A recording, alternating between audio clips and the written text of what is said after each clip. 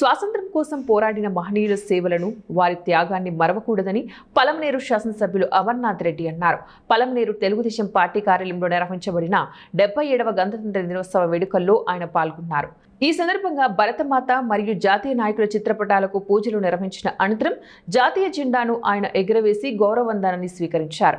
తదనంతరం ఆయన మాట్లాడుతూ ప్రజాస్వామ్యం ఏర్పడిన తర్వాత స్వేచ్ఛగా మన పాలన మనం చేసుకోవడాన్ని గణతంత్ర దినోత్సవం ద్వారా సూచించడం జరుగుతోందని వివరించారు. భారతదేశంలో మనకు ప్రజాస్వామ్యం ఏర్పడిన తర్వాత మొట్టమొదటగా మనకు స్వేచ్ఛ లభించిన తర్వాత మన పాలన మనం చేసుకోవడానికి, మనమే మన పాలన సాగించుకోవడానికి ఈ యొక్క గణతంత్ర దినోత్సవం ద్వారా మనం ఒక కార్యక్రమాన్ని రూపొందించి చేసేటువంటి కార్యక్రమం చేస్తాం. ఈరోజు అటు స్వాతంత్ర దినోత్సవం సందర్భంగా కానీ, గణతంత్ర దినోత్సవం సందర్భంగా కానీ మనం మన పెద్దల్ని, మనకు స్వాతంత్రం సిద్ధించినటువంటి దానికోసం ఎంతోమంది అసూలు బాల్చినటువంటి మన పెద్దలు గాంధీ మహాత్ముడు లాంటి చాలా మంది ఈ స్వాతంత్రం మనం స్వేచ్ఛావాయువులుగా జీవించడానికి కారణభూతమైనటువంటి వారందరినీ మనసులో స్మరించుకుంటూ భారతదేశం రకరకాలైనటువంటి సంస్కృతులు, విభిన్న జాతులు మిలమైనటువంటి ఈ దేశంలో మనం కలిసికట్టుగా ఉండడానికి